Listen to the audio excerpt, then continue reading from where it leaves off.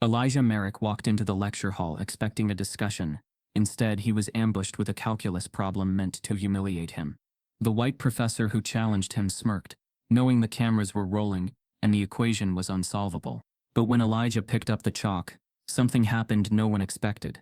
Every eye on campus watched in stunned silence. By the time he finished, the room erupted, and one man's past began unraveling on livestream. What Elijah exposed wasn't just the answer, it was a buried scandal. 25 years in the making. So why did Caldwell flinch when he saw the envelope? Before we deep dive into this interesting story, subscribe to our channel, and tell us where are you watching from. Share in the comments below. The crisp fall air in Massachusetts clung to the stone walls of Griffin Hill University, a place where legacy walked louder than progress. The campus lawn shimmered with morning frost, and the clock tower hummed its steady rhythm as students shuffled into morning classes, some clutching coffees, others wrapped in hoodies bearing the school crest. But inside the main lecture hall, something different brewed, a moment poised to unravel the invisible tensions that had long stretched across the institution's prestigious facade. In room 204, the faculty roundtable streamed live for campus-wide viewing. It was supposed to be a discussion on interdisciplinary collaboration, the merging of logic and language, numbers and narratives. Instead, it had become a battlefield. At the head of the table sat Dr. Weston Caldwell, white, silver-haired and notoriously condescending, clad in his tailored tweed jacket, fingers steepled as he stared across the room. Opposite him sat Elijah Merrick, the university's newest English faculty member, black, sharply dressed, and unnervingly composed. Elijah had quickly gained a reputation for delivering soul-shaking lectures on Black literature, trauma narratives, and power dynamics. For weeks, subtle jabs had floated between the departments, comments about soft disciplines, emotional syllabi, and rigorless rhetoric. But today, those jabs turned into something far more pointed. "You know, I've always wondered," Caldwell said, his voice smooth, amplified by the room's built-in mic system, "how someone teaching Baldwin and Hughes plans to contribute to the university's analytical prestige. I mean, can English even be measured?" A few professors chuckled nervously. Some students watching from the back row shifted uncomfortably. Elijah didn't flinch. His eyes remained fixed on Caldwell. "Perhaps," Caldwell continued, flipping open his leather-bound notebook, "we should put some of this to the test. Let's see how well your so-called critical thinking translates." He turned to the whiteboard and wrote a complex calculus problem, an equation that spiraled into integrals, limits, and variables, layered like a puzzle designed to humiliate. "This," Caldwell said, capping the marker theatrically, "is an advanced multivariable limit problem. I doubt it's something typically tackled between sonnets." Gasps rippled through the room. A few phones came out. The livestream comment section exploded. Elijah remained still, his gaze lingering on the whiteboard, as if absorbing the insult rather than the equation. Dr. Karen Melnick, a psychology professor sitting 2 seats down, tried to interject, "Weston, this isn't the time." But Elijah raised a calm hand, signaling her to stop. He slowly rose, walked around the table, and stood in front of the board. No arrogance, no smirk, just quiet, steady confidence. "Give me the chalk," he said. Caldwell blinked, taken slightly aback. Elijah didn't wait. He picked up the chalk himself. The room held its breath. What many didn't know was that Elijah Merrick had once majored in engineering before switching to English during his junior year at Howard University. Math hadn't left him. He simply chose to speak truths through stories, instead of numbers. But stories, he knew, had equations of their own. As Elijah studied the problem, his mind slipped into gear. Each symbol decoded like a lyric, each operation a stanza. The rhythm of logic matched the cadence of language. And slowly, piece by piece, he began to solve it. Line after line appeared on the board. Clean, deliberate, beautiful. Caldwell's brow furrowed. "He's actually doing it," someone whispered. From the back, a student raised their phone. Then another. The live stream chat flooded with hashtags, bets, and comments. In dorm rooms across campus, students stopped what they were doing to watch. Elijah reached the final transformation. The chalk squeaked against the board as he boxed the answer. He stepped back, brushing his fingers together like closing a book. Silence. Then Dr. Melnick leaned forward. That's correct." Caldwell didn't speak. His face hardened, lips tight. The insult had backfired. The room hadn't just watched someone solve an equation. They had witnessed a dismantling.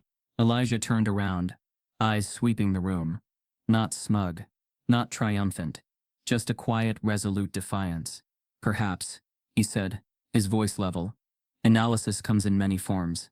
Before Caldwell could respond, the lecture hall doors opened. A graduate student hurried in, handed Caldwell an envelope, and whispered something into his ear. Caldwell's expression darkened immediately. The camera on the live stream zoomed in as Caldwell's hands trembled, opening the envelope. Inside was a photograph, and the color drained from his face. The campus that morning pulsed with a strange electricity, part disbelief, part exhilaration. The video of Elijah Merrick solving Dr. Caldwell's unsolvable calculus problem had spread faster than wildfire. Overnight it leapt from student group chats to national academic forums, then to social media platforms, where captions branded it as the moment that shook Griffin Hill. Clips of Elijah's calm composure, the way he dusted his hands after writing the final answer, the quiet strength in his posture, were now dissected, praised, mocked, and memified. Some saw it as poetic justice, others called it arrogant, but buried beneath the flood of commentary was something far deeper, the invisible weight Elijah now carried, one that no viral fame could ease. In his modest on-campus apartment, Elijah watched the replay once, and only once. The comments scrolling beneath the video blurred together. Genius. Put that math prof in his place. He only did it for attention. Affirmative action at its finest. He closed the laptop slowly. The faint hum of the refrigerator filled the silence. The high from the public moment was gone. In its place settled a heavy awareness. He had just embarrassed a man whose power stretched far beyond a whiteboard. At the same hour, across campus, Caldwell sat in his office, blinds drawn. The envelope from the previous day lay open beside a half-finished cup of coffee. Inside, the black and white photograph stared back at him, a younger version of himself, standing at a podium during a 1990s faculty conference. The banner behind him read, Symposium for Educational Integrity. What haunted him wasn't the event itself, but what followed, a quiet scandal buried years ago, one involving academic plagiarism, and a black doctoral student whose career had mysteriously ended after crossing him. The picture was a reminder, a warning. He pushed it aside and stared at his monitor, where dozens of emails awaited, reporters requesting statements, colleagues offering half-hearted sympathy, and administrators asking for damage control. His inbox was a battlefield. The knock on his door came softly, almost cautiously. Weston, a voice said, you need to talk to the dean. Caldwell rubbed his temples. Tell him I'm busy. It's not a request. Meanwhile, in the student union, clusters of undergrads argued over the incident, like it was a televised debate. Some insisted Elijah's brilliance transcended race. Others said Caldwell's challenge had been a form of academic bullying, masked as intellectual competition. But in every conversation, race found its way back in. Come on, one student scoffed. If a white professor pulled that on another white guy, nobody would care. Yeah, another replied, but that's the point. He didn't. The story had become more than an academic feud. It was a mirror held up to the institution's soul. By noon, the dean's office had turned into a war room. Caldwell stood rigid in front of Dean Hayworth, a stern woman known for her cautious diplomacy. Weston, she said, you've managed to make the university trend for all the wrong reasons. It was a harmless intellectual exchange, he replied, his voice tight. This has been blown completely out of proportion. Hayworth folded her hands. You publicly humiliated a new black faculty member on a live stream viewed by thousands of students. It's not about math anymore, it's optics. And it's culture. We can't afford this. Caldwell's jaw tightened. So now intelligence is offensive? The dean sighed, realizing there was no humility left in him. You might want to start thinking about what humility looks like. For once. As he left her office, Caldwell caught a glimpse of his reflection in the hallway's glass case of university honors, his own name engraved on a plaque beside the words Distinguished Scholar Award. The sight didn't bring pride anymore. It brought nausea. Back in the English department, Elijah faced a different kind of fallout. Students poured into his office hours, some offering praise, others whispering admiration, as if he were a legend in the making. But among the kind words were subtle reminders that not everyone saw his victory as noble. A folded note appeared in his faculty mailbox that afternoon. The handwriting was elegant, deliberate. Be careful who you embarrass. Some lessons come after class. He read it twice, then tucked it into his pocket without a word. By evening, local news trucks had parked outside Griffin Hall. A reporter shouted questions as Elijah walked across the quad. "Mr. Merrick, how does it feel to be a viral sensation?" He didn't stop walking. "I'm not a sensation," he said softly. "I'm a teacher." That night his phone buzzed endlessly. Messages from former classmates, civil rights groups, and strangers who saw him as a symbol. But behind every message of encouragement was another carrying venom. He made Caldwell look stupid. Typical race card move. That he planned this. Elijah scrolled through them until one stopped him cold. It was from an anonymous email address. "You think you won? Look deeper into Caldwell's past. He's done this before." The words lingered like smoke. He leaned back in his chair, staring at the ceiling, mind spinning. Who would send that? What did they know? Across campus, Caldwell sat in darkness, replaying the footage of the round table, over and over. Each replay was a wound, not just to his pride, but to the image he'd built carefully for decades. The knock on his reputation echoed louder than the sound of chalk against the board. He reached for the photograph again, tracing the edges. The black student beside him in the picture, Dr. Thomas Reed, had been one of the brightest mathematicians of the era. Until his career imploded after Caldwell accused him of data falsification. Reed had vanished from academia entirely. Now seeing his face again, after 20 years, Caldwell felt something unfamiliar, dread. Because what the public didn't know, what even the dean didn't know, was that Reed's accusation against Caldwell had been the opposite. Reed had discovered that Caldwell had stolen part of his unpublished research. The university back then had chosen silence over scandal. And the envelope, the photograph, they were a message that silence might be over. At 2:17 a.m., Elijah's phone pinged again. This time it wasn't an anonymous message. It was a link, a forum thread titled, "The Real Dr. Caldwell." He clicked it. The page loaded slowly, filled with scanned documents, dated memos, and an attached audio recording from 1999 labeled Department Hearing. Elijah pressed play. Caldwell's voice crackled through the speakers. Younger, arrogant, unmistakable, dismissing a student's research as misappropriated. But the tone, the language, the belittling undertones aimed at a black scholar were identical to the ones Elijah had faced yesterday. The forum had over 100 comments already, and it was growing by the minute. Someone was digging. Outside his window, snow began to fall, silent, deliberate, inevitable. As Elijah leaned closer to the screen, a final comment appeared beneath the thread. "More coming tomorrow. Check the archives." Caldwell's sins didn't start here. The morning after the forum leak, the energy on campus shifted again, but this time, the admiration that once surrounded Elijah Merrick began to curdle into something quieter, colder. For 48 hours he had been a symbol of resistance. Students quoting his words, reposting his lecture clips, celebrating him as the man who stood tall in the face of arrogance. But in academia, celebration had an expiration date, especially when the man being celebrated didn't fit the mold the system was built to serve. In the English department lounge, whispers replaced applause. Colleagues who once invited him for coffee now avoided eye contact. The air carried the faint hum of suspicion disguised as politeness. "Brilliant performance," one senior lecturer remarked, as Elijah entered the room.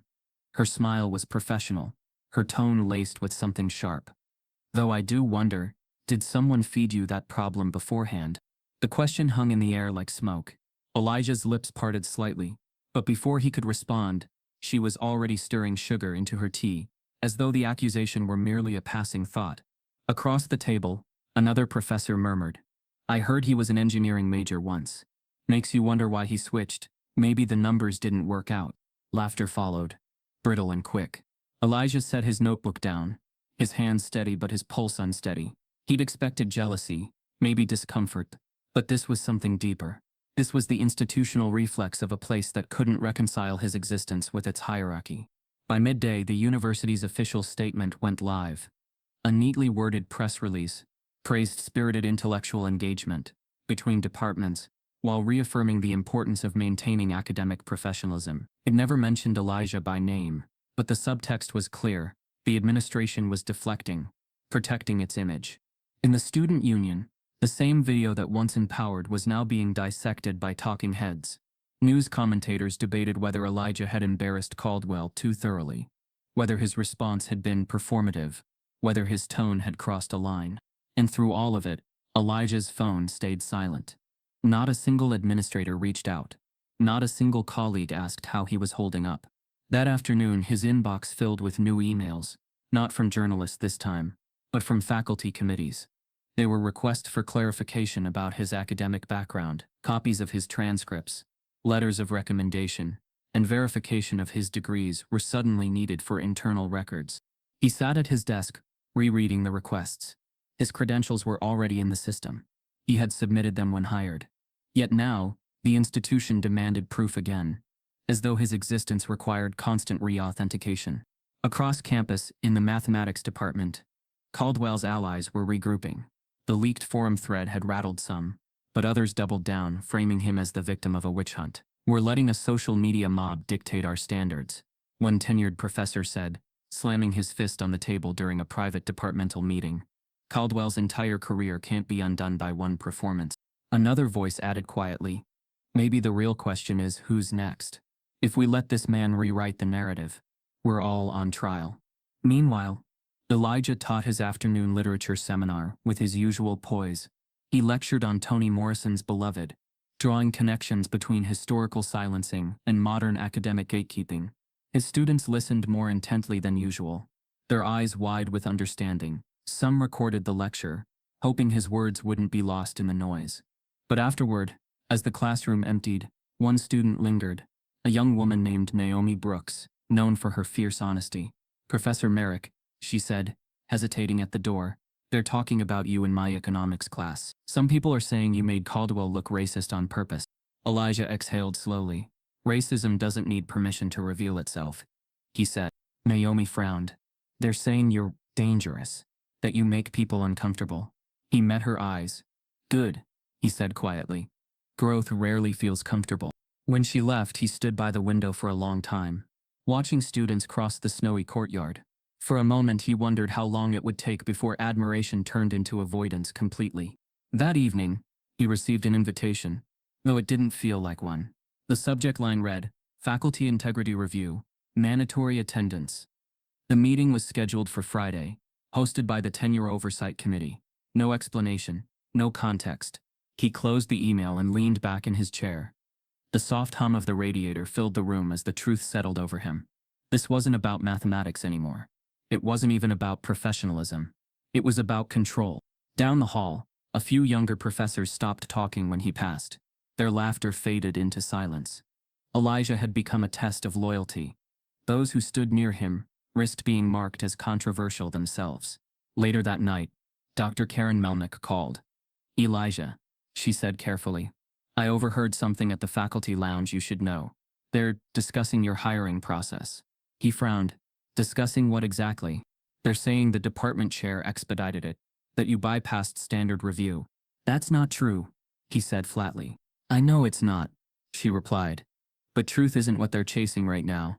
They're chasing distance from you." For the first time, Elijah felt something colder than anger. It was the creeping realization that the university didn't need to fire him outright to destroy him. It could just isolate him until he disappeared. By Thursday, an anonymous editorial appeared in the Griffin Gazette, the university's internal newsletter. The author, hidden behind the pseudonym Educator of Tradition, questioned whether performative intellectualism was diluting Griffin Hill's academic standards. The piece never mentioned race, but every sentence dripped with it. Elijah read the article in silence, his expression unreadable. He didn't need to guess who wrote it. He recognized Caldwell's phrasing, the same clinical contempt disguised as sophistication. At the same time, online discussions began twisting the story into conspiracy. A viral post claimed Elijah had been planted by diversity programs to stir controversy. Another accused him of falsifying his engineering background. By the time the university's PR team issued a statement denying the rumors, the damage was already done. In the faculty corridors, voices lowered when he entered. Invitations to guest lectures dried up. An upcoming publication review of his essay was postponed indefinitely due to internal considerations. And then the final blow came quietly. An email from Human Resources, marked confidential. It stated that due to recent developments and reputational concerns, his probationary review for tenure track might be re-evaluated. He read it twice, jaw tightening. Reevaluated was code for revoked. That night, Elijah sat alone in his apartment, the silence pressing down like a weight. He thought about every lecture he had given, every student who told him he made them feel seen, and every unspoken rule that punished him for existing too boldly in spaces not built for him. Then his phone buzzed, a message from an unknown number. "You're being set up. They're meeting tomorrow in the East Wing conference room. Check your contract." He stared at the screen, heart pounding. The message vanished a few seconds later, as if deleted remotely. The next morning, as dawn broke over Griffin Hill, Elijah stood outside the East Wing's frosted glass doors. Through the narrow gap, he saw 10 senior professors seated around a table, his personnel file open in the center. The snow outside Griffin Hill University had thickened overnight, soft flakes settling like fragile silence over the tension that gripped the campus. Inside the English department, the air was different now, charged, heavy, watchful. Every hallway conversation stopped when Elijah Merrick passed by, every glance loaded with meaning. His name had become both legend and liability. The secret meeting he had witnessed through the frosted glass still replayed in his mind like a nightmare. 10 professors seated around a table, his personnel file open. His name whispered as though it carried danger. He hadn't been invited, but he didn't need to hear the words to understand the intent. They were rewriting his future before he had a chance to defend it. He barely slept that night. Instead, he sat at his kitchen table, staring at the university's online portal, scrolling through faculty policies as if he could find salvation in fine print. There were clauses about tenure, academic integrity, and professional comportment, all vague enough to weaponize. He knew the game had changed. This was no longer about reputation. It was about survival. That morning, Elijah arrived early for his first class, Literature of Liberation and Resistance. The room filled slowly, students shuffling in with quiet anticipation. They had seen the news, read the headlines, felt the tremor ripple through the campus. But to them, Elijah was still the same professor, who had told them words were a weapon, that truth was not a luxury, and that silence was a form of surrender. He began the lecture without preamble. "What happens," he asked, pacing slowly between desks, "when institutions built to teach freedom start fearing it?" The students exchanged looks. Some took notes feverishly. Others simply watched him, understanding that this was more than literature. It was confession disguised as curriculum. Naomi Brooks raised her hand. "Professor Merrick," she said carefully, "do you ever regret being so outspoken?" Elijah paused by the window, the winter light cutting across his face. "Regret?" he said quietly. "No, but every truth I've ever spoken came with a cost." There was a long silence before he added, "Some of us just pay more than others." After class, several students lingered, waiting until the room was empty before approaching him. One of them, a sophomore named Lucas, hesitated before speaking. "Sir, I used to think all this stuff about systemic racism was exaggerated. But your class, it made me realize how blind I was. My dad's a cop, and we've argued a lot lately. You changed the way I see things." Elijah nodded, grateful but cautious. "Change isn't about guilt, Lucas. It's about awareness." Lucas looked down. "I wish the rest of them saw it that way." Later that afternoon, a group of students stopped Elijah in the hallway, holding a folded poster. It was a hand-drawn sketch of him standing at the board, chalk in hand, the moment from the viral video that had started it all. Beneath it, in bold ink, were the words, "Truth solves itself." He smiled, but his heart tightened. Admiration was a double-edged sword. In places like Griffin Hill, love from students could look like rebellion to those in power. By noon, he received an email titled Notice of Preliminary Review. The message was brief and sterile. "Professor Merrick, this communication serves to inform you that a formal evaluation of your classroom conduct and instructional content will be conducted beginning Monday. Please cooperate fully." No signature, no explanation, just bureaucracy at work. Efficient, faceless, and cold. Elijah printed the letter, folded it neatly, and slid it into his notebook. He had been at the university long enough to know how these reviews worked. They started with concerns about teaching methods, escalated to accusations of bias, and ended with contracts being mutually dissolved. That evening, he met Dr. Karen Melnick at a small cafe off campus. She arrived in a rush, hair tucked beneath a knitted hat, eyes darting around as if they might be watched. "Elijah," she said, setting down her gloves, "I've heard things. The review isn't about teaching performance. It's about control. Someone's feeding them narratives, that your curriculum promotes racial division." Elijah frowned. Racial division? I teach literature about freedom and oppression. Since when is truth divisive? Karen leaned forward, voice low, since it's spoken by someone they can't control. He exhaled slowly, staring out the window. Snowflakes slid down the glass in long streaks, each one melting on contact. They're not going to stop, are they? She shook her head. No, but you have allies. Students are organizing a letter campaign in your defense. It's gaining traction. Elijah's eyes softened. That means more than they know, but it might make things worse for them. Maybe, Karen said, but they're doing it anyway. The next day, flyers appeared across campus reading, "We stand with Merrick. Truth has no color." Within hours, administration ordered them taken down. Security removed posters from dorm walls and bulletin boards. Still, more appeared, handwritten and defiant. That afternoon, Elijah's office door opened quietly. Naomi stepped inside, clutching a stack of papers. "We collected statements," she said. "Students wanted you to see them before we send them to the dean." He took the papers, flipping through them slowly. Each statement was personal, raw. One student wrote how Elijah's class helped her confront her own internalized prejudice. Another said his lectures gave them courage to report discrimination they'd endured. Some admitted they'd never had a black professor before, and didn't realize how deeply that absence had shaped their understanding of authority. Elijah felt his throat tighten. He looked up. "You risked a lot doing this." Naomi shook her head. "You taught us to stop waiting for permission to do what's right." As she left, Elijah lingered over one letter in particular. It was signed anonymously, but the words struck him deeply. "You showed us that intellect isn't just measured in equations. It's measured in empathy." For the first time in days, he felt something close to hope. But that hope shattered the next morning. An envelope waited on his office desk, stamped confidential in bold red. He recognized the seal. Human Resources. Inside was a formal memorandum. "This notice serves as confirmation that a formal complaint has been filed against you for creating a hostile learning environment. Pending review, your access to the university's digital teaching platform will be temporarily restricted." The letter didn't name the complainant. He reread it 3 times, heart pounding. A hostile environment? His lectures were open dialogues. His students were thriving. This was retaliation dressed as policy. He stormed down the hallway to Karen's office, letter in hand. She looked up from her desk, and when she saw his face, her expression fell. "They did it," he said quietly. "A formal complaint. Anonymous." Karen closed her eyes. "They're building a case. First the review, now this." He set the letter down. "Who would even file this?" Karen hesitated. "I heard rumors. One of your students, but that doesn't feel right." Elijah sank into the chair across from her, rubbing his temples. "It's not about truth. It's about narrative. They're rewriting me into something I'm not." Karen looked at him for a long moment. "Then you need to decide if you're going to let them."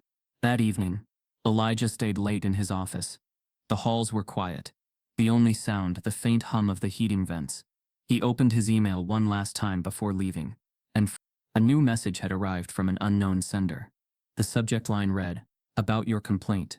The message contained only one line. "You're not supposed to know who filed it, but you should." Attached was a single PDF file. Elijah hesitated, then clicked. It opened to a typed statement, part of the complaint report. Most of the details were redacted, but one sentence was visible, followed by the electronic signature of the person who filed it. Elijah's hand trembled as he read the name, and his blood ran cold. It wasn't a student. It was another faculty member from his own department. The days following the complaint blurred into each other. A haze of uncertainty, whispered rumors, and subtle stares that followed Elijah through every hallway. The university's corridors, once filled with chatter and debate, now seemed colder, narrower. It wasn't paranoia. It was precision. Every move he made was being watched. Every word weighed as evidence. The email confirming the complaint's validity arrived early Monday morning. Its language was polished, distant, almost surgical. The university is committed to maintaining an environment of academic integrity and mutual respect. Allegations have been deemed credible enough to warrant formal investigation. At the bottom of the message, a name stood out. Dr. Weston Caldwell. Elijah's eyes froze on it. Caldwell had filed the complaint himself. The same man who humiliated him publicly was now accusing him privately. His charge, intellectual fraud. He read it again to make sure he wasn't misinterpreting. Caldwell claimed Elijah's demonstration during the roundtable. His ability to solve the calculus equation had been staged. The complaint accused him of preparation through unauthorized access to proprietary material and dishonest representation of academic knowledge. It wasn't just slander, it was strategic warfare. Caldwell had friends in high places, men who built their reputations on mutual validation, the kind of professors who treated the university like a private kingdom. They didn't see Elijah as a scholar. They saw him as an intrusion, a challenge to the unspoken hierarchy that had long favored their image of intellectual decorum. At the weekly faculty assembly, he stood before the room, hands folded, voice calm. "We are at a crossroads," he said. "This institution must decide whether it stands for academic honesty or emotional spectacle. What happened last week was not scholarship. It was theater, and we cannot let applause replace integrity." Murmurs rippled through the audience. Some nodded. Others looked away. From the back of the hall, Elijah sat silently, jaw tight, eyes fixed on the table before him. He didn't speak. He didn't need to. The performance was calculated. Caldwell knew how to play to his audience. After the meeting, Elijah walked out into the bitter wind, snow swirling around him like restless ghosts. Karen caught up to him halfway down the steps. "Elijah," she said breathlessly, "they're planning to escalate this. Caldwell wants a disciplinary hearing." He stopped walking. "He's calling me a fraud now." She nodded. "He's using the incident to question your entire credibility. He's saying you accessed restricted material from the mathematics department's intranet to solve the equation." Elijah gave a humorless laugh. "He's rewriting humiliation into victimhood. Classic." Karen hesitated. The dean isn't stopping him. She's letting it happen. He looked at her, eyes sharp. "Because it's easier to sacrifice one man than confront a system." Back in his office, Elijah opened his laptop. Dozens of emails flooded his inbox. Students, reporters, even strangers offering support. But beneath them were darker messages, anonymous ones, echoing the same coded hate he'd faced his entire life. "Should have stayed in English, boy. You people always think you're smarter than you are." He deleted them one by one, refusing to let them poison him, though each word left a bruise. That evening, in a private faculty chat group, Caldwell continued his campaign. "Integrity matters," he typed. "If we allow sensationalism to overshadow science, we betray our principles." One younger professor, Dr. Miles Avery, replied hesitantly, "Weston, are you sure this is necessary?" Merrick didn't falsify anything. Caldwell's response was swift. When the foundation of credibility shakes, so does the entire institution. Across campus, Elijah was unaware of the conversation. He was preparing his next lecture, determined not to let them strip him of purpose. The topic was ethics and expression in literature. He crafted every word like a shield, his tone calm yet defiant. When he stepped into class the next morning, students greeted him with quiet respect, a solidarity that neither the university nor Caldwell could control. He began with a passage from James Baldwin. "I can't believe what you say, because I see what you do." The students understood the double meaning immediately. The lecture became an act of resistance, measured, intellectual, yet laced with pain. Meanwhile, in the dean's office, Caldwell was laying out his case. He brought with him a thick folder of evidence printouts, screenshots, and faculty testimonies. "I take no pleasure in this," he said solemnly, "but Mr. Merrick's conduct endangers the academic integrity of our institution. I'm requesting formal disciplinary action." Dean Hayworth listened, her face unreadable. "You're accusing him of theft, Weston. That's serious." "I'm accusing him of deception," he corrected smoothly. "He made a mockery of mathematics. He turned our discipline into entertainment. We cannot normalize that." "Do you have proof he accessed the problem in advance?" she asked. Caldwell smiled faintly. "Not yet. But I will." She studied him for a long moment. "This is about more than mathematics, isn't it?" He didn't answer. After he left, Hayworth remained still, staring at the folder. She wasn't naive. She had seen power plays before. But something about this one felt uglier, more personal. She looked out the window toward the quad, where students trudged through snow, their laughter muffled by the wind. She thought about Elijah Merrick, the way he carried himself, the way his students spoke of him, and something in her gut twisted. That night she stayed late at her desk, reading through the file again. Between the official reports and formal complaints, a different pattern emerged. Not one of misconduct, but of intimidation. Every accusation came from someone tied to Caldwell's circle. Every concern originated from the same handful of voices. And then at 9:42 p.m., the knock came. A janitor entered with a small, unmarked package. "This was left at the front desk for you, Dean," he said. "No sender listed." She frowned, taking it carefully. The box was light, wrapped in plain brown paper, sealed with tape. When she peeled it open, she found a flash drive inside, and a handwritten note. "Truth is archived. Check before you condemn." She hesitated, then inserted the drive into her computer. A single folder appeared on the screen, labeled Caldwell Archive. Inside were scanned documents, dated correspondences, and one video file titled Hearing Record 9. She double-clicked it. The grainy footage showed a younger Caldwell in a dim conference room. Across from him sat Dr. Thomas Reed, the black doctoral student, whose name had surfaced weeks earlier. Voices filled the audio, accusations, denials, frustration, and then came the part that froze Caldwell's own voice, sharp and dismissive. "You think your little research project means anything? I built this department before you even got here. You don't belong in this field." Reed's response was quiet but firm. "Someday, Weston, the truth will outlast your tenure." The video ended abruptly. Dean Hayworth leaned back in her chair, her pulse racing. The air in the room felt heavier, as though history itself had returned to testify. She opened the folder again, scrolling through the attached documents. Several emails between Caldwell and senior administrators, from 2 decades ago, showed a coordinated effort to silence Reed's complaint of plagiarism. The tone was casual, conspiratorial. It wasn't just a pattern, it was a cover-up.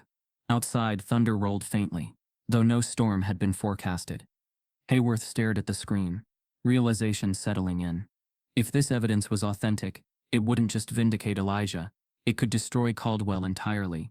As she reached for the phone to call legal counsel, the office lights flickered once, then went out completely. When the emergency backup lights came on, the flash drive was gone from her desk. The storm that wasn't forecast had come anyway. The morning after the blackout in Dean Hayworth's office, whispers turned into quiet panic. Staff filed in with anxious glances. Administrators exchanged coded looks, and campus security combed through the building without offering explanation. Word hadn't officially spread about the flash drive or the files it contained, but the building buzzed with attention that couldn't be contained. Hayworth's office remained locked, her lights still dim. The IT department issued a vague memo about a localized power disruption, though everyone knew what it really meant. Someone had taken something, and that something was dangerous. Elijah Merrick sat in his office, unaware of the theft, but very aware of the silence. The emails had stopped. The faculty committee meetings paused. Even Caldwell's public campaign of academic integrity had gone quiet. It was the quiet of something waiting to explode. Karen Melnick knocked gently and stepped in without waiting. Her face was pale, her expression unreadable. "Elijah," she said, "you need to hear this." She handed him a printed email, an anonymous message sent to the university's general ethics inbox. No name, no IP address traceable, just a single chilling paragraph. The calculus problem given to Professor Merrick during the roundtable was not original. It was taken verbatim from a graduate thesis submitted in 1999 by Dr. Thomas Reed. That thesis was later buried after Reed was accused of academic misconduct, accusations pushed by Dr. Caldwell himself. Elijah blinked. "Reed? The student from the hearing archive?" Karen nodded. That equation wasn't a challenge. It was bait. They sat in silence, as the weight of it sank in. Caldwell hadn't just tried to humiliate Elijah. He had recycled a problem he'd once used to destroy another black academic. But this time it had backfired. Elijah had solved the problem. On camera, publicly. Karen spoke again, voice trembling with something between fear and fury. "They're saying Reed never falsified data, that the committee back then buried his work and buried him. And Caldwell kept the research, passed it off as his own later in his career." Elijah closed his eyes. "So the problem wasn't meant to expose me. It was meant to repeat history." Outside, students moved through the snow in groups, bundled in scarves and coats, unaware of the conspiracy unraveling beneath their feet. Back in the administrative wing, Dean Hayworth finally re-emerged. She carried herself differently now, no longer a neutral figure, trying to maintain balance, but a woman who had seen a truth too big to ignore. She gathered a small group of staff and called an emergency ethics review. The flash drive had been copied before it vanished. Thankfully, the files were still intact, and so was the case building rapidly around Caldwell. But the question now was, how deep did it go? Elijah, meanwhile, returned to his class, unsure if it would be his last. He entered the room to find the whiteboard already filled, not with lessons but with anonymous messages written by his students. We believe you. Truth doesn't expire. They can't erase you. He stood silently for a moment, letting the words wash over him. Then he began his lecture.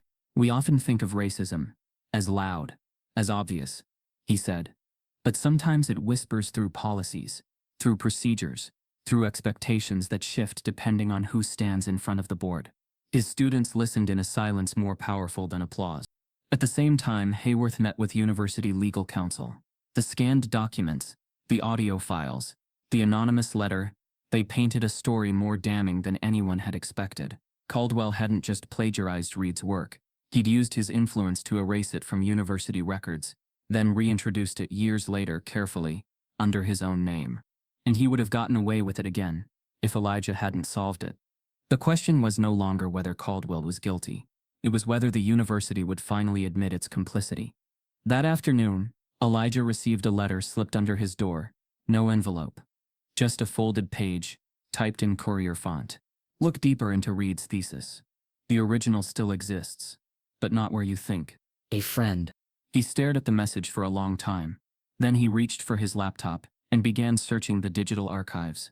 Griffin Hill's library database was extensive, but even with advanced filters, Thomas Reed's thesis didn't appear. The record had been scrubbed. But Elijah had grown up digging through suppressed history. He knew how to read between institutional lines. He dug deeper, cross-referencing footnotes from old math symposiums, checking citations in outdated conference pamphlets. Finally, he found a citation in a 2000 paper, published in a European journal, referencing Reed T. 1999. Infinite Structures and Identity-Based Variability. It was a real thesis, real work, real intellect, and it was gone. Elijah knew someone had buried it, but someone else had left a trail. He printed the citation and brought it straight to Karen. Together they took it to the dean's office, where Hayworth studied it for a long time without saying a word. I've already submitted the documents to the board, she finally said. But if we can find the original thesis, it's over for him. Elijah's voice was quiet but firm. Then let's find it. The search intensified. Its specialists were called. Old hard drives pulled from storage. Archives unlocked that hadn't been accessed in decades. And finally, on a corrupted backup server, someone found it. Reed's thesis. Complete. Time-stamped it. And unmistakably containing the same problem Caldwell had used in the round table. Karen gasped as the document opened. He really stole it. All of it. Hayworth leaned forward. Send this to legal. Now. Across campus, Caldwell prepared for another guest lecture, oblivious to the unraveling storm. He adjusted his tie in the mirror, the same smug confidence on his face that he'd worn for years.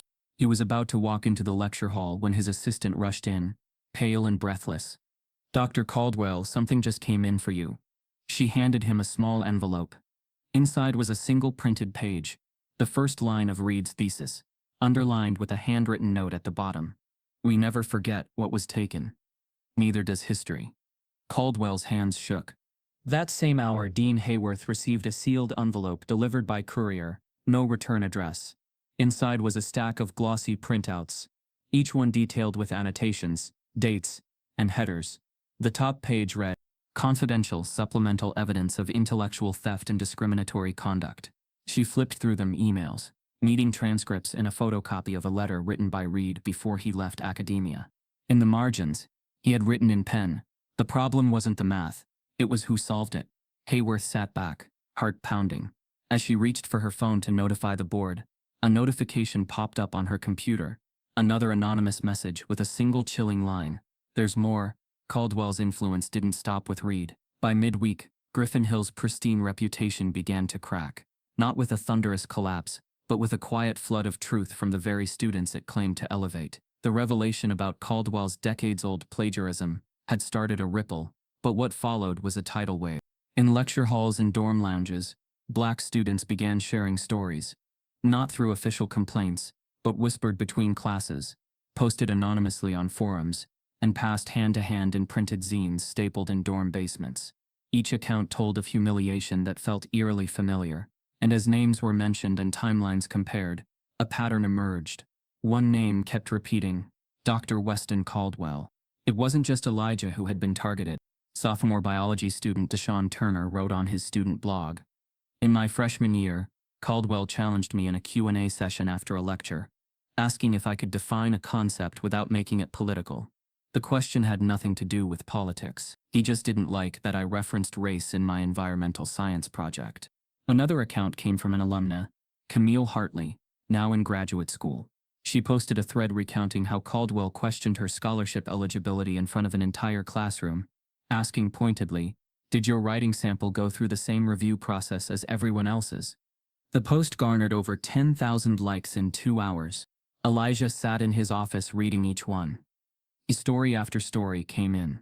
Students recalling how Caldwell subtly belittled them for asking questions, how he used phrases like basic comprehension or lower-level thinking when addressing them, but never their white peers. Others described how he would leave comments on essays like too emotional or borderline subjective for papers discussing racial justice.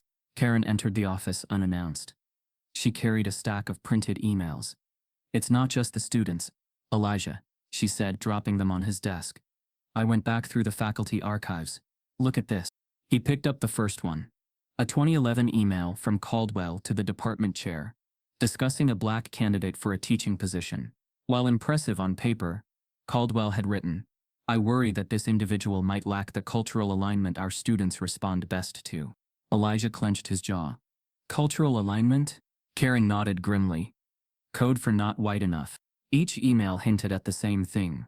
A man who operated with impunity under the guise of academic rigor, using policy and tradition to push back against progress, against equity. By Thursday, students had had enough. A group called the Griffin Black Alliance organized an emergency town hall in the university chapel. Hundreds showed up, students of all races, faculty members, even alumni. The air inside was electric, buzzing with something long overdue. Naomi Brooks stepped onto the makeshift stage, gripping the podium. Her voice wavered at first, but quickly steadied. "This isn't just about one professor," she said. "This is about a culture that lets power protect prejudice. We are not just fighting for Elijah Merrick. We're fighting for every student who was ever told they were too loud, too sensitive, too different to belong here." The crowd erupted in applause. After the town hall, a wall in the student union was covered with notes, handwritten testimonies taped in rows, each titled, "My Experience." Some notes had names, others didn't, but together they told a single truth. Elijah's story wasn't isolated, it was systemic. Meanwhile, in Caldwell's corner of the campus, silence festered. He hadn't made a public statement since the accusations resurfaced. Instead, he retreated behind his office door, protected by tenure, his blinds drawn like a fortress. His assistant had stopped coming in, his office phone went unanswered. But inside he was watching everything. What he didn't anticipate was the student press. Late Friday night, the Griffin Gazette, the campus newspaper run by a fearless group of students, published a front-page story, "Patterns of Power, Internal Emails Reveal Faculty Bias." The article didn't hold back. It included screenshots from internal communications, many written by Caldwell, some by his allies. Students had obtained them through a combination of whistleblowers, anonymous leaks, and a deep dive through decades of overlooked archives. The emails detailed resistance to hiring black and brown faculty, coded language like fitting our departmental culture, and coordinated votes against curriculum proposals involving race, immigration, and gender. But the most damning revelation was a single statistic buried halfway through the article. Caldwell's name was mentioned in 23 separate email threads, involving complaints or concerns about faculty behavior toward students of color. 23. The article ended with a stark line in bold. "This isn't one bad apple. This is the root." Campus erupted. Posters were plastered across classroom buildings. Student protests grew larger. Faculty members who had stayed neutral were now being forced to pick a side. The administration's email inbox flooded with demands for Caldwell's resignation. Hashtags began trending. Chalk dust truth, and Caldwell knew. In his office, Elijah sat quietly. The Gazette lay open on his desk. He didn't smile. He didn't feel victorious. He felt exhausted. Karen walked in without knocking. "They've lit the match," she said. "Now we see what burns." Before Elijah could respond, his phone buzzed. A student reporter had just sent him a secure file, a recorded conversation between two senior faculty members, one of whom openly admits, "Caldwell warned us years ago, if Merrick ever got tenure, he'd bring the whole place down." The Griffin Gazette's revelations should have marked a turning point. 23 threads, hundreds of student stories, screenshots, quotes, direct evidence. But instead of crumbling, the foundation of institutional power merely shifted its weight. Like an ancient fortress built to survive fire, Griffin Hill University adapted by doing what it had always done best: close ranks and protect itself from within. In the days following the exposé, Elijah Merrick began noticing a pattern. A disturbing one.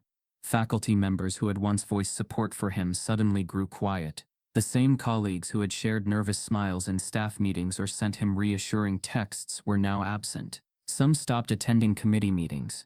Others replied to emails with sterile professionalism or not at all. Dr. Miguel Reyes, who once praised Elijah's syllabus as revolutionary, was quietly removed from the curriculum review board. No announcement, no explanation, just gone. Karen Melnick confirmed it. "They're freezing out everyone associated with you," she said during a hushed hallway exchange. "Anyone seen as too close is being sidelined." Silently, Elijah asked, though he already knew the answer. "Strategically," Karen said. "They're not firing people, they're erasing influence." And it worked. Faculty who once stood in solidarity with Elijah now dodged eye contact, citing scheduling conflicts or personal obligations to avoid meetings. His inbox, once filled with messages of support, now sat still and dry, except for the occasional veiled administrative memo reminding him to adhere to conduct expectations and not engage in polarizing classroom discourse. What he was witnessing wasn't new. It was institutional gaslighting at scale. Griffin Hill wasn't punishing him directly anymore. It was starving his cause of oxygen. Worse, invitations to speak at panels were quietly withdrawn. A fellowship recommendation he was shortlisted for expired due to timeline adjustments. A department-wide email celebrating faculty achievements omitted his recent publication. No one said it aloud, but the message was unmistakable: "You are no longer welcome in the circle." Meanwhile, the investigation into Caldwell stalled. Despite mounting pressure from students, alumni, and the public, the administration hadn't made any move beyond internal reviews. The student body waited. The faculty waited. Elijah waited. And Caldwell? He remained untouched, silent, and shielded. Then came the twist. A plain manila envelope appeared in Elijah's mailbox. No name, no stamp, just 3 pages inside, each printed with institutional letterhead. Minutes from a 203 faculty meeting. The content was damning. The minutes detailed a closed-door vote to prevent the appointment of a black candidate to the philosophy department. What made it explosive was not just the blatant bias, but the comments captured in the margin notes. Caldwell's handwriting. One line read, "Too much focus on lived experience, unfit for analytic rigor." Another, "Why do we need 2 black hires in one department?" Elijah stared at the paper, heart pounding. Karen confirmed the handwriting instantly. "That's him. No question." They brought the document to the dean, who scanned it, her face unreadable. "This is serious," she said. "But it's not enough. It's old. It'll be dismissed as a product of the times." "So what is enough?" Elijah asked, bitterness creeping into his voice. "What does a black professor have to prove to be protected here?" The dean didn't respond. She didn't need to. That night, Elijah spoke with Naomi Brooks, who had grown from a student into something more. A student leader, an activist, a bridge between generations. "They're choking your support system," she said. "They know if they can isolate you, they can erase you." He nodded slowly. "They've done it before." Naomi sat forward. "Then let's stop waiting for justice from the top. Let's build it from the ground up." The very next morning, posters went up again. Newer, sharper, bolder. This time they didn't just name Caldwell. They named the silence. Complicity is policy. Who else knew? If you're quiet, you're culpable. Students held another sit-in, this one directly outside the Faculty Senate's private conference. For hours, chants echoed through the marble halls. Say his name. Speak the truth. Stand with Merrick. Inside, several faculty members looked visibly shaken. Some whispered that this was getting out of control. Others urged the Senate to issue a public response. Still, no action was taken. But then late that night, Karen called Elijah. Her voice was sharp, urgent. "There's someone you need to talk to," she said. "They've agreed to come forward." "Who?" "A whistleblower. Senior. Deep in the system." Elijah leaned forward. "What's the catch?" "She'll testify. Publicly. But she has one condition." A pause stretched between them. "She wants you to agree to leave Griffin Hill after the truth comes out." Elijah's breath caught. Before he could respond, his phone buzzed again, this time with a photo attachment from an unknown number. It was a scan of Caldwell's original hiring contract, and in the corner was a red stamp that read, "Expunged disciplinary review." It started with an Excel spreadsheet. Just numbers, columns and rows. Student evaluations, teaching scores, survey metrics. To most eyes, it looked like bureaucratic clutter, data points to be skimmed and filed. But to Maya Rollins, a junior statistics major and research intern in Griffin Hill's Office of Institutional Assessment, it looked like something else entirely. It looked like proof. Maya, one of the only black interns in the office, had been tasked with organizing 10 years' worth of departmental performance summaries for an accreditation report. It was supposed to be routine, categorize responses, flag outliers, format tables. She wasn't expected to analyze. But as she sifted through scores from hundreds of courses across departments, a chilling trend emerged. Black professors across every college consistently received lower evaluation scores than their white counterparts. Not by 1 or 2 points, but in distinct consistent pattern categories like approachability, communication clarity, and professionalism, showed disparities that couldn't be explained away by class size, subject matter, or tenure status. And Elijah Merrick's data stood out the most. His course ratings were marked by glaring contradictions. Students praised his lectures as life-changing, yet rated him difficult to follow.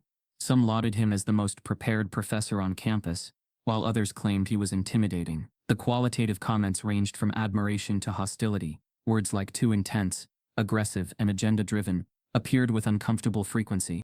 Maya stared at the screen for hours. The pattern wasn't just statistical, it was systemic. Her heart raced as she compiled the report. But she couldn't stop there. On her own time, she began cross-referencing student comments by race and department. She overlaid the data with faculty demographics, then filtered for tenure track versus adjunct positions. The picture that emerged was damning. Black professors were more likely to receive extreme scores, either highly favorable or abysmally low, suggesting polarizing classroom experiences. They were also disproportionately accused of being biased, unprofessional, or unapproachable. Even when teaching objectively structured courses like biology or economics, the tone of feedback reflected discomfort with authority in black skin. Maya knew she had stumbled on something explosive. She took the findings to her supervisor, Dr. Horace Plimpton, a senior administrator known for his meticulousness and cautious demeanor. He skimmed the printouts, expression unreadable. "This is interesting," he said. "It's more than interesting," Maya replied, voice steady. "It's bias. It's consistent across departments. It's institutional." Plimpton cleared his throat. "You've made a compelling case, but we need to tread carefully. Releasing this kind of analysis could cause unrest, especially now." "You mean because of Professor Merrick?" Maya said. Plimpton didn't answer directly. "Just leave this with me. I'll escalate it appropriately." But days passed. Then a week. No one followed up. And then Maya's intern access to the data archives was revoked. She wasn't surprised, but she was furious. That night, she uploaded a redacted version of her findings to a secure student server. The document was titled, "Quantifying Prejudice: A Decade of Bias in Griffin Hill Evaluations." Within hours, the link spread like wildfire across campus. Students poured over the charts, their faces shifting from curiosity to anger. The numbers spoke louder than protest chants ever could. At the same time, faculty who had dismissed Elijah's accusations as isolated were now staring at decade-long trends proving otherwise. The story hit local news. Then national education blogs picked it up. Griffin Hill had been holding up rigor as a shield, while hiding the rot beneath. Elijah read the report in stunned silence. His suspicions, once brushed off as paranoia, were now published, footnoted, and confirmed. Karen called him minutes after it dropped. "It's over," she said. "They can't ignore this." But she was wrong. The university responded, just not with accountability. At a closed-door board meeting, the trustees were presented with Maya's findings, but instead of launching an investigation, they viewed the report as a liability. Donors were concerned. Accreditation agencies were asking questions, and a narrative was forming that the English department, already under scrutiny, had fostered divisive sentiment. The solution they drafted was chilling in its simplicity. Dissolve the department. Merge it into the humanities college. Redistribute courses. Reassign or let go of controversial faculty. Quietly, cleanly, and permanently. Karen was the first to hear the whisper through an administrator she trusted. "They're threatening to shut us down," she told Elijah in disbelief. "They want a scapegoat." "Me," he said flatly. She nodded. "They'll say it's structural reorganization. Budget realignment. But this is about control." Elijah stood quietly, his shoulders heavy. The truth had finally surfaced, but instead of bringing justice, it brought retaliation. Outside his office, students rallied once again. They carried signs. "We want education, not erasure." Maya exposed the truth. "Don't silence Merrick." Meanwhile, Maya was called into a formal meeting with Plimpton and another senior officer. They accused her of breaching confidentiality. She didn't back down. "You wanted this buried," she said, "because the truth makes you uncomfortable. You compromised internal systems," Plimpton said. "No," she corrected. "I exposed systemic racism that you let thrive." Elijah met with her later that evening. "You didn't just help me," he said. "You helped all of us." Maya smiled faintly. "I just let the numbers speak." But the battle wasn't over. That weekend, a faculty-wide memo was leaked to the Griffin Gazette. It confirmed everything. The board was voting on a proposal to restructure the English department, citing student dissatisfaction, public controversy, and performance volatility. The memo included one final clause. In the event that Professor Elijah Merrick voluntarily resigns, the board is open to reconsidering structural dissolution. Elijah stared at the line. The implication as clear as the air on a cold Griffin Hill morning. Sacrifice yourself, or we'll burn it all down. The deeper Elijah Merrick dug, the less Griffin Hill resembled a university, and the more it resembled an empire. One that didn't just resist change, but had engineered itself to outlive those who dared to challenge it. The retaliation against him, the suppression of Maya's report, the looming shutdown of the English department, it all pointed to something more coordinated, more deliberate. And then, a name surfaced in a footnote. Buried in a decades-old faculty report on departmental alignment was a vague reference to something called the Ludlow Society, listed under external academic advisory affiliations. The name meant nothing to most, but when Karen saw it, her eyes darkened. "You don't know about them?" she asked. Elijah shook his head. Karen lowered her voice. "The Ludlow Society is real. It's not on the books, not officially, but it's existed at Griffin Hill for over 40 years. An academic fraternity, all white, all male, mostly emeritus faculty, and a handful of current high-ranking professors. Caldwell, he was groomed by them. They mentored his rise. They shaped hiring policies, departmental budgets, tenure review systems. They built the walls you keep hitting." Elijah stared at her. "And no one's ever exposed this. Everyone whispers," she said bitterly. But no one had proof, until now. The next day, a mysterious email landed in Elijah's inbox. No subject line, no message body, just a download link. Suspicious but curious, he ran the file through security software. Clean. It contained 3 audio files, labeled only by dates, one from 2006, another from 2012, and the most recent, from He hit play. The first recording was scratchy, as if from a pocket recorder hidden in a jacket. Voices echoed in a paneled room. One spoke with authority, calm and clipped. "Voice 1, this diversity push, they want to drag us out of the ivory tower and into the street." Voice 2, "Let them scream. We own the foundation. They don't even know where the levers are." Voice 3, "We vet. We filter. If the wrong people start rising, we slow the gears." Elijah sat frozen. He played the next file. A conversation about admissions. Voice 1, "We let the color through the door, but not into the control room. It keeps the optics clean." Voice 2, "Merrick? He's sharp, but fire waiting to happen." Voice 1, "Contain him early. Undermine with grace."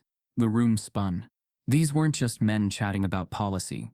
These were strategists, architects of sabotage, disguised as scholars. Elijah listened to the final file. 2009. Voice 1, "This is our last vote before retirement. Let's ensure Caldwell takes the provost's chair." Voice 2, "He'll protect the old order."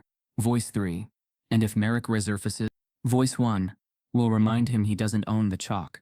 Elijah's breath caught. The Ludlow Society wasn't just protecting Caldwell. They were positioning him to expand their influence, to gatekeep generation. He forwarded the files to Karen. Within hours, she traced the origin of the email to a masked IP address bouncing from off-campus. The sender?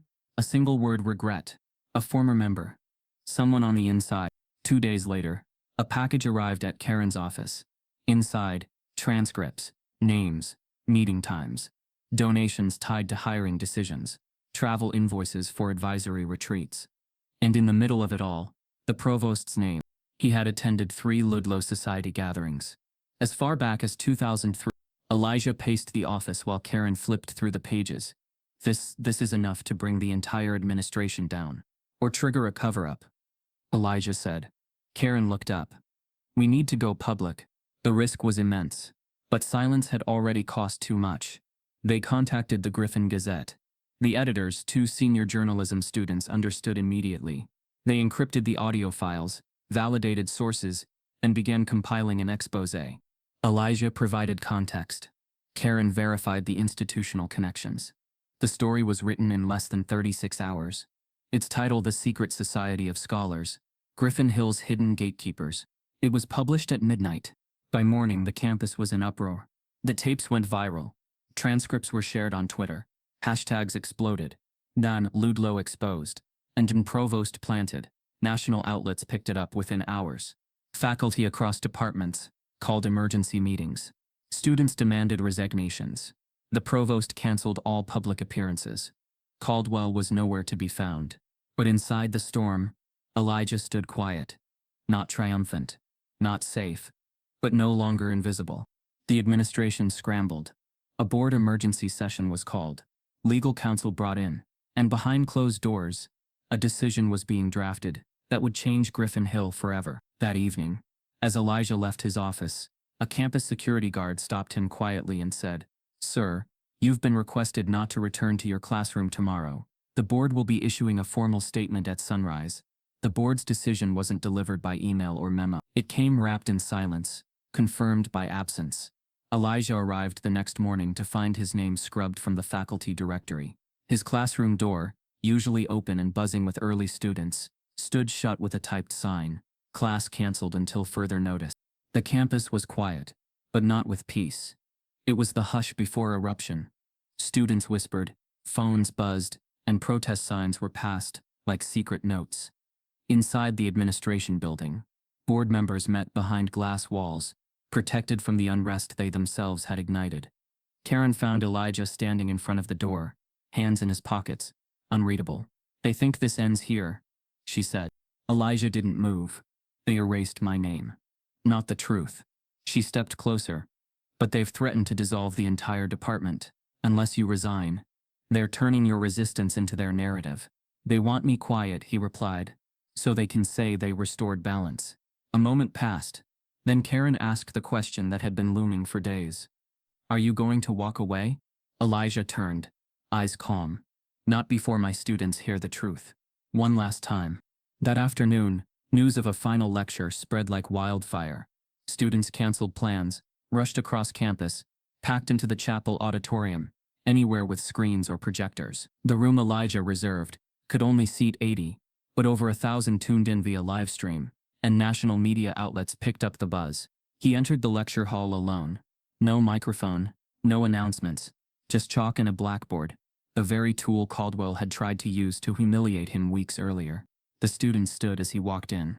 He raised a hand, modestly, and began. "The truth," he said, "is that I never came here to fight. I came here to teach." He let the silence breathe. But some of us don't get to just teach. We become symbols, threats, headlines, before we become people.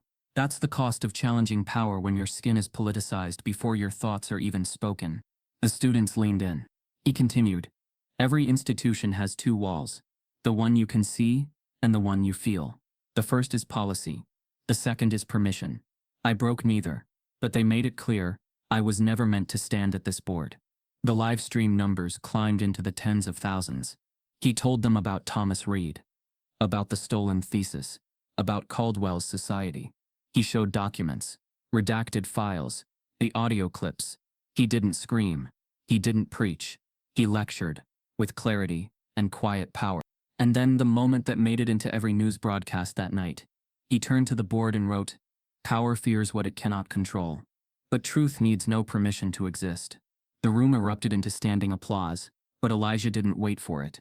He closed his notebook, nodded once to the students, and walked out without a single word more. By that evening, the lecture had trended across platforms. Pundits debated him, scholars quoted him, celebrities reposted him, civil rights groups called him the academic Malcolm. Detractors called him divisive, performative, dangerous. America was divided again. But inside Elijah's office, things were quiet. He returned after the lecture to gather his things, unsure if he'd ever step back into the building again. A student had left a small note on his desk. "You taught me how to think, not just how to write."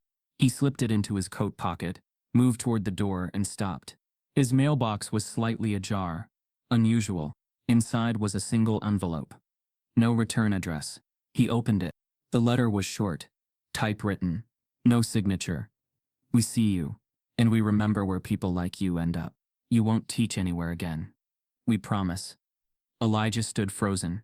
On the back of the letter, scrawled in red ink, were 3 chilling words: "Chalk ends here." The letter sat on Elijah's desk for hours, untouched, heavy. Its words had already sunk in, but he left it there, visible, unapologetic, a warning laid bare. The message had been simple: disappear, or be destroyed. But Elijah Merrick had long stopped letting fear decide his next move. Outside, Griffin Hill boiled with noise. Protesters lined the quad. National news vans rolled across campus brick. Police stood stone-faced at the gate. The board, finally cornered by public outcry and undeniable evidence, announced it would hold a closed-door vote to determine Elijah's employment status. But everyone knew this vote wasn't about professionalism. It was about precedent. Inside the administration building, the 10-member board of trustees sat at a long mahogany table in the vice-chancellor's private conference room. The walls were lined with oil portraits. Men in robes, founding members, all white. The only sound was the soft clicking of pens and paper shuffling. Dean Hayworth stood in the center, calm but tense. She had spent the last 3 days gathering every piece of evidence: Maya's report, the leaked Ludlow tapes, the whistleblower's documents, and laid them out like a final defense. "Elijah Merrick," she began, "has done more to educate and challenge this institution than most in this room have done in a lifetime. This isn't about whether he's a good professor. That question was answered years ago. This vote is about whether this university stands for truth or convenience." The room didn't applaud. They didn't even nod. 10 eyes stared back, measuring risk, weighing dollars, calculating damage. Not once did any of them say the word race. But it hung in the air, thick, undeniable, echoing off those painted faces. Downstairs, Elijah waited in the faculty lounge. Alone. Karen entered, her expression unreadable. "They're voting now." He nodded, saying nothing. Outside, the students had gathered again. Naomi led them in chants. Dozens of faculty had joined. And across the country, colleges issued solidarity statements. The lecture had gone viral, but the cost was now real. Elijah leaned back in the chair, his hands folded over his lap. "I knew this was coming," he said. "Just didn't know when." Karen sat beside him. "You're not alone." He smiled faintly. "They want me to be." Back upstairs, the vote began. Each trustee cast a ballot, yes or no.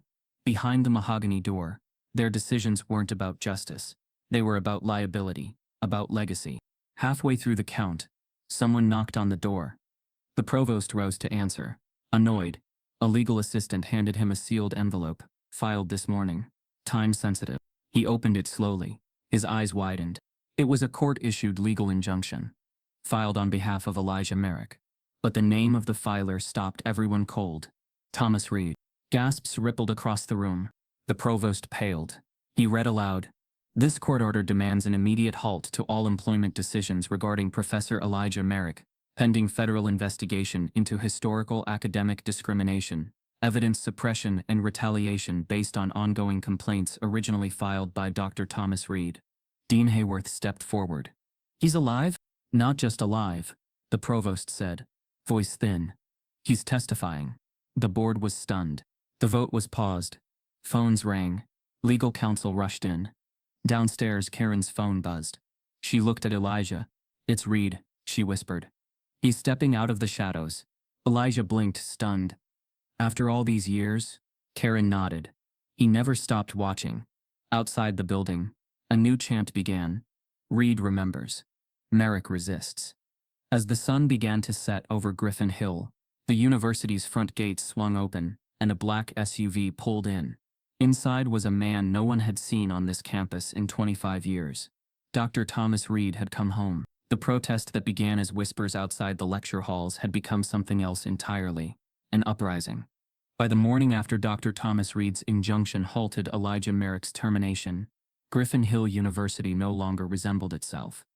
The quad, once an image of Ivy League order and controlled ambition, was now a sea of students, banners, camera crews, and raw defiance. But this wasn't just about Elijah anymore. This was a reckoning. The university had tried to isolate one man. Instead, it had galvanized an entire generation. More than 800 students staged a sit-in across campus. Classrooms emptied. Entire departments shut down. The English department was now a central command post, where student organizers printed flyers, ran live streams, and mapped protest routes. Law students helped draft petitions. History majors unearthed past cases of university racial bias. Media arts students streamed footage to the world. Karen stood on the administration steps, watching in awe. They're not waiting for permission anymore. Naomi Brooks stood beside her, a megaphone in one hand, a clipboard in the other. They finally see it's not just about protecting Elijah. It's about reclaiming the school they thought belonged to them. Across the nation, the story trended on every major platform. Merrick matters, Reed returns. Griffin Hill exposed. High school seniors began rescinding applications. Alumni called for investigations. Civil rights organizations issued statements. Donations to the university's diversity funds were halted overnight. And yet, inside the administration, the walls still held. The board had gone silent. Caldwell had disappeared entirely. The provost was on leave. But the president, Dr. Judith Clayman, remained. She hadn't spoken once since the protests began. Not during the leaks. Not after the threats. Not even after the injunction. For a woman once known for her progressive speeches, her silence had become deafening. Until the network request came in. CNN had requested a live interview. National spotlight. Prime time. Full access. She tried to refuse, but the pressure was unbearable. Donors threatened to walk. The governor's office called. There was no choice left. Dr. Clayman agreed. The campus buzzed with anticipation. The president, who had once paraded diversity in press releases, was now about to be questioned under the same lights she once craved. The interview was set on the front lawn of the university, just outside the oldest building on campus, symbolic and strategic. Chairs were set, lights adjusted. Protesters held their signs just outside the camera's frame. Elijah didn't attend. He watched from his office, half-packed, uncertain if he'd be there another week. Dr. Thomas Reed sat beside him. "It's surreal," Reed said. "I was silenced in these same halls, and now, they want answers." Elijah nodded slowly. "And now they don't get to choose who asks the questions." The broadcast went live at 7. The interviewer, a seasoned anchor, began calmly. "Dr. Clayman, Griffin Hill is at the center of national attention. Do you accept responsibility for what's happening on your campus?" She replied with poise. "We are reviewing internal procedures and collaborating with stakeholders to ensure." The anchor interrupted. "You had evidence of systemic bias. You ignored it. A professor was nearly fired. Do you regret that?" Clayman stiffened. "We acted on the information available to us at the time." The tension crackled. Then came the twist.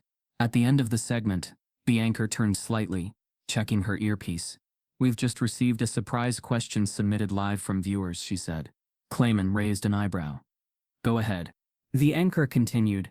"This question comes from a retired faculty member, Dr. Thomas Reed." In the faculty office, Elijah sat up straight. The anchor read aloud. "President Clayman, when I filed a formal plagiarism complaint in 1999 against Dr. Caldwell, your office buried it. You personally signed the closure memo. Why?" The color drained from Clayman's face. I don't recall that specific case." The anchor interrupted again. "We have the document. Your signature is on it." Cameras zoomed in. Viewers froze across the country. Protesters outside cheered. Clayman's composure cracked for the first time. I was advised it was a different time, she stammered. The segment ended shortly after, but the damage was done. Within 30 minutes, students projected the footage onto the library walls. The line, "Why did you bury the complaint?" played on loop. Even professors began joining the protests. Elijah stepped outside just after sunset. The entire quad had become a stage, a pulpit, a protest ground. Naomi approached him. "You did this," she said, "not by yelling, by teaching." He shook his head. "We did this, together." As cheers rang out across campus, a black car pulled up to the administration steps. Inside sat Dr. Clayman, her resignation letter trembling in her hands, and a new figure emerged from the shadows, a federal investigator holding a sealed subpoena. By dawn, the walls of Griffin Hill weren't just cracking, they were collapsing. The live footage of President Clayman being caught in a lie aired across every national network. But it wasn't the interview that turned the tide. It was what came next. At 8:13 a.m., the Griffin Gazette uploaded a new article titled, "The Archive Speaks." Attached were full uncut audio recordings from the Ludlow Society's meetings, this time with enhanced transcripts and verified voice identification. Caldwell, the provost, 2 current board members, all captured on tape. Their words, once protected by closed doors and tenure, now echoed in dorm rooms, classrooms, living rooms, and boardrooms across the country. The most damning moment came midway through the 2012 recording. Caldwell's voice, sharp and assured, "Reed was a warning. Merrick will be a purge if we don't neutralize him early. The department can't afford to be a mouthpiece for cultural revisionists." The words didn't just sting. They confirmed what generations of students and faculty had suspected all along. The system wasn't broken. It was working exactly as it was designed. And for the first time, the cost of silence became too high to bear. Within hours, chaos turned surgical. Griffin Hill's alumni network, long hailed as one of the most loyal and well-funded in the country, began withdrawing support. Major donors pulled out. Letters were sent to the board demanding mass resignations. A collective statement from 26 prominent alumni read, "We will not fund bigotry disguised as academia. We demand transparency, resignations, and immediate structural reform." The message was clear: your power no longer protects you. Elijah sat at the edge of his office desk, watching it unfold on screen. Next to him sat Dr. Thomas Reed, who had returned not for revenge, but for vindication and legacy. Reed exhaled. "I've waited 25 years for this." Elijah looked at him. "You gave them the last piece. Without that testimony, they'd still be hiding behind tradition." Reed's eyes glinted. "It wasn't just about Caldwell. It was about all the men who looked me in the face and told me my brilliance was dangerous." Karen entered the office holding a printed statement. "The board is spinning," she said. "They've just called for an emergency faculty tribunal. Caldwell's being summoned." Elijah stood slowly. "Is it real? Or just for show?" Karen handed him the rest of the paper. "They also want you there, to testify." He froze. "They're asking for a full statement. On the record. Under oath." The room fell into a hush. Reed placed a hand on Elijah's shoulder. "If you speak, make sure it's your truth. Not just their closing act." Meanwhile, outside, the students refused to disperse. The protest had evolved into a permanent sit-in. Tents lined the quad. Food was being delivered by alumni and local businesses. Even former faculty had returned to campus to show support. What began as solidarity for Elijah had become a movement, a collective demand for truth, justice, and change. And yet, Caldwell remained silent. Locked away in his off-campus home, he refused interviews, declined university calls, and submitted one vague statement to the press blaming the digital age's obsession with out-of-context outrage. But no one was buying it. The court, however, was not swayed by press releases. The tribunal was scheduled for Friday morning. It would be private, but the outcome would be public. Elijah sat with his hands clasped, reviewing everything. The taped conversations, the forged evaluations, the leaked emails, the tenure sabotage. It wasn't just his career on the line. It was the collective memory of every black professor who had walked Griffin Hill's halls and felt the cold sting of exclusion disguised as merit. That night, he called his mother. Her voice was warm, steady, layered with wisdom. "They can take your title," she said, "but they'll never take your voice." Elijah paused. "What if I say it all and nothing changes?" "Then you say it anyway," she replied. "Because silence is how they survive." The next morning, media vans once again circled the perimeter. Inside the tribunal room, a long table stood under fluorescent lights. Caldwell entered first, flanked by legal counsel. His hair looked thinner, his confidence faded. When Elijah walked in, every eye turned. Some curious, some hostile, some reverent. He took his seat. No paper, no notes, just memory and truth. The moderator cleared her throat. Professor Merrick, you've been asked to testify regarding allegations of systemic discrimination, academic retaliation, and procedural suppression involving Dr. Weston Caldwell and members of the university's upper administration. Elijah nodded. You may begin. He took a breath, then spoke not loudly, but with the precision of a man who knew every word was being carved into history. He spoke of the challenge, the chalkboard, the students who rallied, the complaint that nearly ended his career. He spoke of Thomas Reed, of the hidden archive, of the meetings where he was called a fire to be extinguished. Then he said something that made even Caldwell look away. Griffin Hill didn't just fail me. It failed every student who saw me punished for being excellent. It failed every colleague, erased by silence. But most of all, it failed itself, because it could have been more. The room held its breath. When he finished, the panel said nothing, just nodded. Caldwell was next. His defense was technical, legalistic, emotionless. He denied nothing outright, but framed his words as academic concern taken out of context. His lawyer insisted on framing the recordings as informal commentary from a time when discourse was less sensitive. But no one was moved. As the tribunal recessed, Elijah stepped into the hallway. Karen was waiting. So was Naomi. So were 3 students, each with notebooks, pens, and tear-filled eyes. You didn't just testify, Naomi whispered. You documented us. Elijah managed a nod. Then let them read every line. As he turned to leave, his phone buzzed. A message from an unknown number. Prepare for Monday. Caldwell's past isn't the only file being opened. Friday's tribunal didn't end with a gavel. It ended with a collapse. Caldwell had entered the room, iron-faced, backed by legal experts, and years of institutional arrogance. But what he hadn't prepared for was the weight of voices, decades of silence crashing down all at once. After Elijah's testimony, more followed. Maya Rollins, Naomi Brooks, even 2 retired faculty members who had once kept their heads down came forward, submitting written affidavits. Each story wasn't just about Caldwell, it was about the system he had served, protected, and manipulated. The room, once indifferent, now hung on every word like scripture. By the 3rd hour, Caldwell stopped taking notes. By the 4th, his hands shook. When asked to respond one final time, he didn't defend himself. He just stared ahead. I did what was expected of me, he mumbled, barely audible. But the board didn't flinch, because they had already heard the truth. Not just from the testimonies, but from the nation outside their walls. In a historic 8-2 vote, the board ruled to terminate Dr. Weston Caldwell's tenure, effective immediately.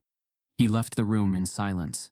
No applause, no outcry, just the sound of a door closing behind a man who once wielded legacy like a weapon, and now held nothing but a folded letter of dismissal in his hand. But the real moment didn't come when Caldwell left. It came when Elijah stood, gathered his notes, and turned to leave, and the board chair called his name. Elijah Merrick, she said, voice cracking just slightly.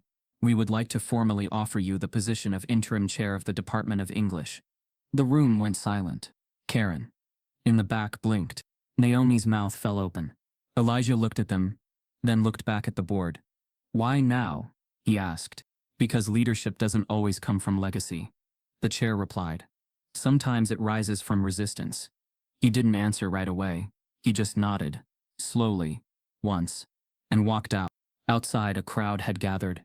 Thousands, students, faculty, alumni, reporters. When Elijah emerged, someone raised their phone. Another began to clap. Within seconds, the entire quad roared, not for victory, but for validation, because the fight hadn't been for a title. It had been for truth. And truth had finally spoken. He didn't say a word to the cameras. He simply stepped up onto a stone bench, looked out over the crowd, and held up a single piece of chalk, just like the day it all began. No speeches, just a symbol. And everyone understood. In the days that followed, sweeping changes began. A federal task force launched an audit into Griffin Hill's hiring and evaluation practices. The Ludlow Society was officially disbanded. The university's diversity committee was restructured. Led now by former student activists, anonymous reporting platforms were implemented. And Thomas Reed was invited to deliver a keynote at the university's first ever academic justice conference. Maya was offered a full research grant. Naomi was accepted into every graduate program she applied to. And Elijah? He took the chair position not to stand above, but to open the door wider for those who never had the chance. But the story didn't end with a job. It ended with impact. 2 weeks after the ruling, a video titled "What Merrick Meant to Me" premiered online. Compiled by students, it featured raw, unfiltered testimonies: black, white, immigrant, LGBTQ+, disabled. One by one, students told their stories. He was the first professor who saw me. He taught me that my voice mattered. He taught me not just to write, but to exist unapologetically. As the video ended, the screen faded to black. And one final message appeared. This wasn't fiction. This was our campus. This was our story. And it's still being written. The video closed. And just before the last frame disappeared, a new headline flashed in red. New case opens at Ivy West University. Another professor. Another pattern. Merrick to advise. Some truths don't need to be shouted. They just need to be heard. If Elijah's story made you think twice, if it reminded you how racism still hides behind degrees, titles, and polished halls, don't scroll past this moment. Type yes if you believe in justice. Subscribe if this broke your heart.